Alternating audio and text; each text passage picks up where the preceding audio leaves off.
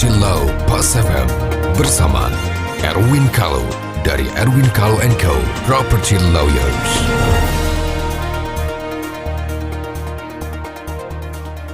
Mitra bisnis Pas FM. Saya Erwin Kalau, selamat berjumpa. Hari ini kita akan berbincang-bincang tentang property law. Banyak sekali pertanyaan kepada saya tentang biaya pengelolaan atau sering dikenal service charge. Khususnya mitra bisnis yang tinggal di Jabodetabek, itu rata-rata tinggal di apartemen atau rumah susun atau kondominium. Sama saja. Service charge atau iuran pengelolaan ini sering kali jadi masalah, ya. Naik tanpa persetujuan, kita tidak tahu kapan naik, kapan turun, apakah mahal atau murah, bagaimana pertanggungjawabannya, ya. Yang objektif dan benar itu begini. Biaya pengelolaan ini atau service charge itu dikelola oleh badan pengelola. Biasanya dikelola oleh perhimpunan pemilik dan penghuni, ya, yang kelola dan menunjuk badan pengelola untuk mengelola. Nah, service charge ini adalah uang bersama.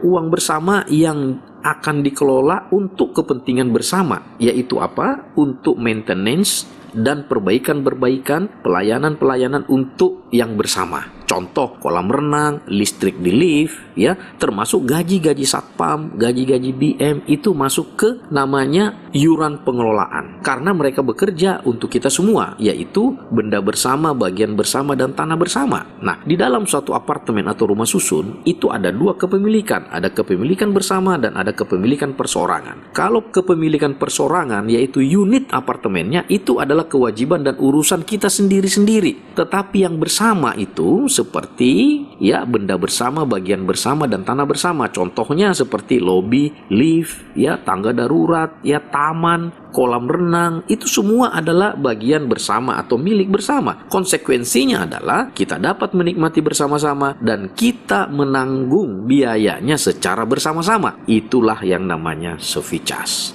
Poin saya yang ingin saya bagi adalah sebenarnya biaya service charge atau iuran pengelolaan ini tidak masalah berapa besarnya atau kenaikannya. Yang masalah adalah pertanggungjawabannya. Artinya apa? Uang ini harus dipertanggungjawabkan dalam rapat umum anggota bahwa uang yang masuk sekian, yang keluar sekian. Nah, kalau misalnya ada uang lebih, tidak apa-apa, kita bisa upgrade beberapa fasilitas-fasilitas kan. Yang jadi masalah kalau uangnya dicuri atau uangnya dikorupsi. Nah, salah satu contoh misalnya kalau ada apartemen, ada beberapa ratus unit atau puluh unit yang belum laku terjual, itu sudah ada pemiliknya, yaitu adalah developer pemiliknya. Yang berarti adalah developer juga harus membayar service charge-nya itu.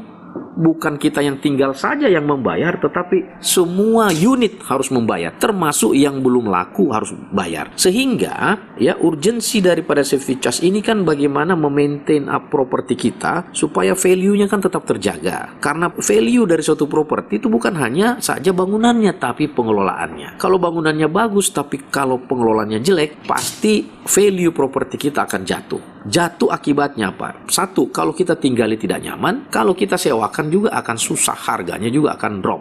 Oleh karena itu, kita sebagai pemilik yang kita concern adalah minta pertanggungjawaban laporan keuangan. Nah, sebagai itikat baik, biasanya BM membuat newsletter yang memberikan laporan-laporan keuangan, begini uang masuk, begini uang keluar. Enggak apa-apa uang itu lebih. Kalau uang itu lebih kan bisa kita pakai untuk mengupgrade fasilitas kita, ya kan? Kalau misalnya uang itu kurang, lebih bahaya lagi. Kalau misalnya untuk perbaikan lift uangnya tidak ada, bagaimana? Oleh karena itu merupakan kewajiban kita bersama. Jangan terpengaruh dengan angka service charge-nya, jangan terpengaruh dengan penarikan-penarikannya. Tetapi konsentrasilah bahwa uang itu dikelola secara transparan dan benar, tidak dikorupsi oleh PPRS, tidak dikorupsi oleh building management. Ini yang perlu diwaspadai mitra bisnis Pas FM untuk hari ini. Sekian, moga-moga ada manfaatnya pembicaraan kita hari ini. Terima kasih. Nantikan Property Law Pas FM berikutnya. Bila Anda memiliki pertanyaan Property Law, email ke redaksi@pasfm.com. redaksi@pasfm.com